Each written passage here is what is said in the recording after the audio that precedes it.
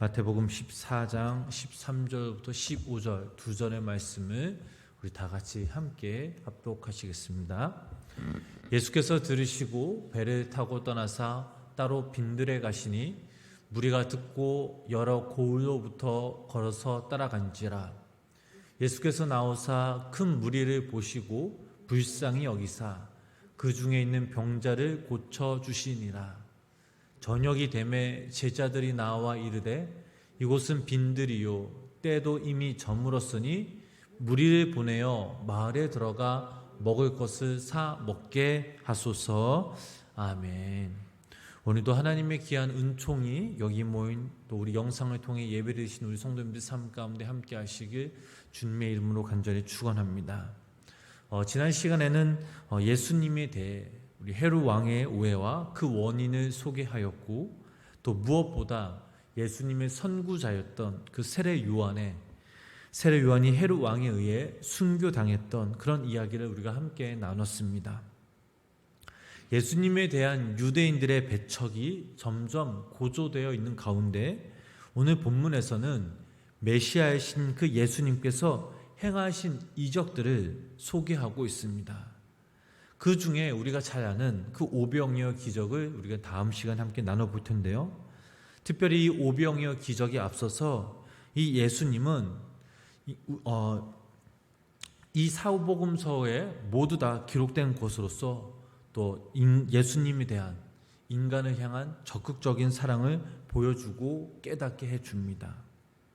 아울러 이는 예수님께서 모든 인간의 육신의 궁핍함과 또 영적 갈급함을 동시에 해결해 주실 수 있는 생명의 양식이라는 그 사실과 또 구속의 대상인 인간의 연약함과 필요를 알고 계시며 또 이를 채워주고 계심을 우리는 이 본문 말씀 통해 깨달을 수가 있습니다. 한편 오병이어의 이 기적 사건은 시간적으로 볼 때에 12제자 파송 사건과 연결되기도 합니다. 즉 본문의 오병이어 사건은 전도 여행에서 돌아온 이 12제자들의 전도 결과를 보고받고 그들에게 휴식을 제공하기 위해 또 훈련시키기 위해서 지금 한적한 빈들로 옮긴 그런 가운데서 행해진 이적 사건입니다. 오늘 본문 13절 말씀을 우리가 다시 한번 우리가 함께 읽어보도록 하겠습니다. 예수께서 들으시고 배를 타고 떠나사 따로 빈들에 가시니 무리가 듣고 여러 고을로부터 걸어서 따라간지라. 아멘. 자, 이 말씀을 보면 예수님은 사람들을 피해 조용하고 한적한 장소, 즉 빈들에 가셨습니다. 예수님도 조용히 홀로 계시길 원하셨고 또 쉬는 시간이 필요했기 때문입니다. 그런데 그 뒤에 나오는 말씀을 우리가 보면 예수님은 잠깐의 휴식의 시간조차 없음을 깨달을 수 있습니다. 14절 말씀 우리 읽어보도록 하겠습니다. 예수께서 나오사 큰 무리를 보시고 불쌍히 여기사 그 중에 있는 병자를 고쳐주시니라. 아멘. 자, 마가복음 6장 33절 말씀을 보면 이런 말씀이 있습니다. 그 말씀을 함께 읽어보도록 하겠습니다. 그들이 가는 것을 보고 많은 사람이 그들인 줄 안지라. 모든 고을로부터 도보로 그곳에 달려와 그들보다 먼저 갔더라. 아멘. 자, 많은 사람들이 예수님이 쉬신다는 것을 알고 있었고 그들은 그 장소에까지 가서 기다리고 있었습니다. 지치고 피곤한 몸을 이끌고 오신 이 예수님, 쉼이 필요했지만 예수님은 당신의 쉼보다 무리들을 보시고 긍휼한 마음과 자비를 베푸셨습니다. 예수님은 쉬는 시간에 갈급하게 자기 병이 낫기를 원하는 그런 사람들을 고쳐주셨습니다. 여기서 우리는 예수님의 무한한 그런 자비하심을 우리가 엿볼 수가 있습니다. 어찌 보면 예수님께서는 빈들까지 따라온 그런 무리들을 귀찮아하셔야 마땅했습니다. 왜냐하면 예수님이 지금 빈들로 오신 이유는 바로 당신을 세례 요한으로 환상의 가수로 생각하는 그런 헤롯 안디바의 그러한 위엄과 군중들의 집요한 추적을 피하여 한적한 곳에서 쉼을 얻고 또한 하나님께 기도하길 원했던 것입니다. 인간적으로 보면 예수님께서는 당신께로부터 평안한 휴식을 빼앗은 이 방해꾼들을 귀찮아하시며 돌려보내셔야만 마땅합니다. 하지만 예수님은 그들을 미워하시거나 귀찮아하지 않으시고 오히려 불쌍히 여기시고 그들 중에 있는 그런 병자들을 치유해 주십니다. 예수님은 공생의 기간 동안 단 한 번도 당신께 나아오는 그런 자들을 외면하신 일이 없으셨습니다. 이것이 바로 우리들을 향하신 하나님 그리고 예수님의 마음입니다. 즉 미워할 자를 미워하지 않으시고 또 귀찮아할 자를 귀찮아하지 않으시며 오히려 불쌍히 여기시는 이 측은지심이야말로 하나님과 예수님의 마음이라는 사실입니다. 바로 이러한 하나님의 마음이 있기에 피조물로서 창조주신 하나님께 이기려고 하는 큰 죄를 저지른 인간이 완전히 멸망하지 않았을 뿐만 아니라 예수 그리스도로 말미암아 그 십자가의 그 사랑으로 구원을 얻을 수 있게 됨을 우리는 깨달을 수 있습니다. 따라서 하나님의 자녀요 예수님의 제자된 우리들 역시 바로 언제나 이 땅에서 이 측은지심의 마음으로 살아가야 될 줄 믿습니다. 자녀가 부모님을 닮고 또 제자가 스승을 닮는 것은 너무나 당연한 일입니다. 그렇다면 오늘날 우리들의 이 모습은 어떻습니까? 예수님의 마음처럼 측은지심의 그 마음으로 살아가고 있습니까? 아마 당당하게 말할 수 있는 분도 계시겠지만 이와 반대로 오늘날 이 땅의 많은 그리스도인들은 이 측은지심과는 너무나도 먼 강팍한 마음으로 살아가는 그리스도인들도 있습니다. 왜냐하면 오직 자기 자신과 자신의 가족들만을 위해 살아가고 있기 때문입니다. 이런 삶으로는 결코 하나님을 기쁘게 할 수 없을 뿐만 아니라 하나님께로부터 긍휼함과 자비하심을 우리는 얻지 못할 것입니다. 야고보서 2장 13절 말씀을 보면 이런 말씀이 있습니다. 그 말씀 우리 함께 읽어보도록 하겠습니다. 긍휼을 행하지 아니하는 자에게는 있으리라. 긍휼은 심판을 이기고 자랑하느니라. 아멘. 사랑하는 성도 여러분, 강팍한 이 세상 가운데 살아가고 있는 우리들에게 필요한 것은 바로 우리 주변을 향한 긍휼한 마음, 사랑입니다. 하나님께서 우리를 향한 이 측은지심이 있듯이 우리들도 이러한 측은지심의 이 마음을 회복해야만 하겠습니다. 예수님은 이 땅에 오셔서 가난한 자와 소외된 자 그리고 병든 자들을 위해 기꺼이 당신의 삶을 내어주셨습니다. 하나님의 자녀된 우리들도 긍휼한 이 마음이 자리 잡을 때에 우리 또한 하나님의 그 긍휼이 여기게 될 것임을 믿으시기를 바랍니다. 마태복음 5장 7절 말씀을 보면 이런 말씀이 있습니다. 함께 읽어보도록 하겠습니다. 긍휼히 여기는 자는 복이 있나니 그들의 긍휼이 여김을 받을 것이며. 이 말씀을 꼭 기억하시는 귀한 우리 성도님들 되시길 주님의 이름으로 간절히 축복합니다. 계속해서 본문 15절 말씀을 우리 함께 읽어보도록 하겠습니다. 저녁이 되매 제자들이 나와 이르되 이곳은 빈들이요 때도 이미 저물었으니 무리를 보내어 마을에 들어가 먹을 것을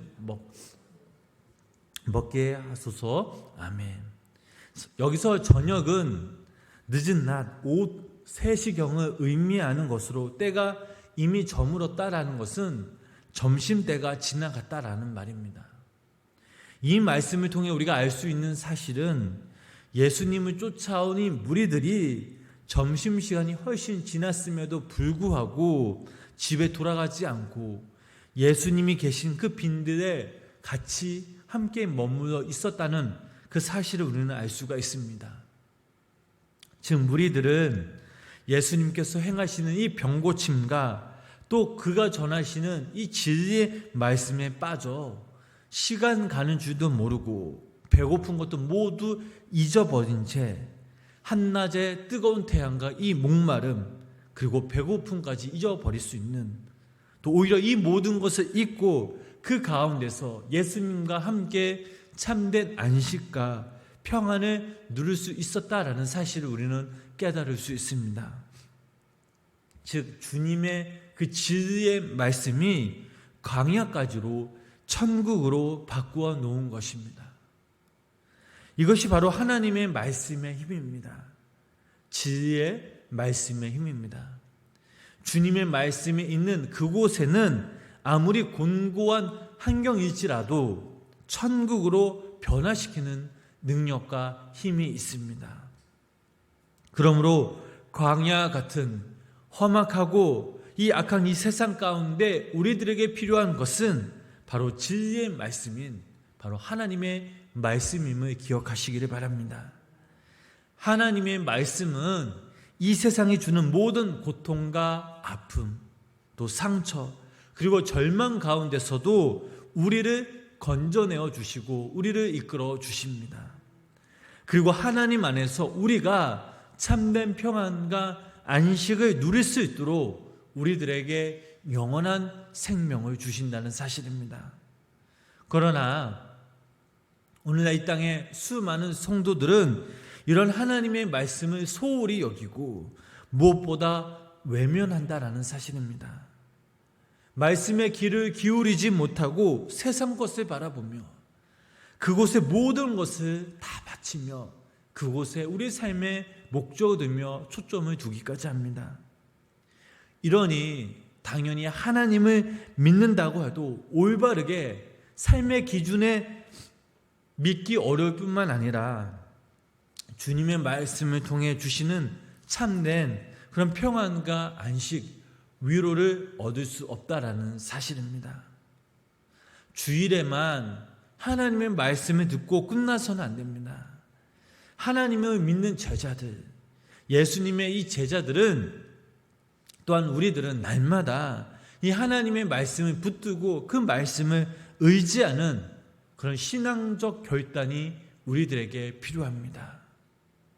여기 모인 우리 성도님들이 하나님의 말씀, 즉 진리의 말씀에 귀를 기울이시며 말씀을 통해서 우리의 영이 살아나길 주님의 이름으로 간절히 축복합니다. 육신이 우리의 삶을 지배하는 것이 아니라 하나님의 말씀, 하나님의 영이 우리를 지배하여 성령님이 이끄시는 대로 믿음대로 순종하며 살아가시는 귀한 성도님 되시길 축복합니다. 날마다 우리가 말씀 가운데 가면 하나님이 주시는 참된 안식과 위로, 또 하나님과 함께 우리가 동행하며 귀한 삶을 살아갈 수 있습니다. 진리의 말씀에 귀를 기울이시고 그 말씀 안에 살아가실 때에 우리는 이 광야 같은 험하고 이 악한 세상 가운데 천국의 기쁨, 천국의 소망, 천국의 축복을 누릴 수 있습니다. 바라옵기는 오늘 하루도 이 땅에서 살아가실 때에 우리 성도님들이 하나님의 형상을 닮아 예수님의 마음을 품고 우리 주변에 우리 가정을 위해서 측은지심을 바라보면서 그리스도의 참 사랑을 전하는 귀한 복의 통로가 되시며, 특별히 오늘 하루도 우리가 이 땅에서 살아가실 때에 하나님의 말씀을 붙들고 그 말씀을 사모하시며 말씀을 믿음대로 살아가시는 귀한 성도님들 되시길 주님의 이름으로 간절히 축원합니다. 기도하겠습니다. 거룩하신 하나님, 오늘 하루도 첫 시작을 예배로 시작하게 하심에 감사를 드립니다. 날마다 주님 앞에 겸손히 엎드려 낮아짐을 통해서 우리가 주님의 마음을 닮아갈 때 주님이 우리를 위해 보여주신 이 측은지심의 마음을 우리들 또한 품게 하여 주시옵소서. 무엇보다 이 세상을 사랑하는 동안 우리의 삶의 기준이 하나님의 말씀으로 기준 삼아 말씀을 더욱더 굳게 믿고 의지하며 소망 가운데 주님을 바라보는 귀한 믿음의 성도님들 되게 하여 주시옵소서. 날마다 주님과 함께 동행하여 주시고 그 성령님의 이끄심에 순종하며 아멘으로 합하게 하시고 또 우리의 삶을 통해서 하나님의 귀한 은혜와 사랑이 흘러 넘쳐나가는 귀한 복의 통로로 쓰임받게 하여 주시옵소서. 또한 아버지 하나님, 오늘도 이 새벽 주님의 전에 모여서 또한 영상을 통해 예배 드리신 우리 성도님의 삶 가운데 하나님께서 귀한 은총을 베풀어 주시고 하나님께 더욱더 간구하는 모든 우리의 기도 제목들을 하나님께 아뢰오니 하나님, 오늘도 이 시간 우리의 기도를 귀 기울여 주시고 우리 삶 가운데 하늘의 신령한 복과 땅의 기름진 복으로 채워주셔서 아버지 하나님, 하나님의 그때에 우리의 기도가 응답되어지는 노래 은혜가 역사가 우리 가운데 임하게 하여 주시옵소서. 예수님의 이름으로 간절히 기도드렸습니다. 아멘.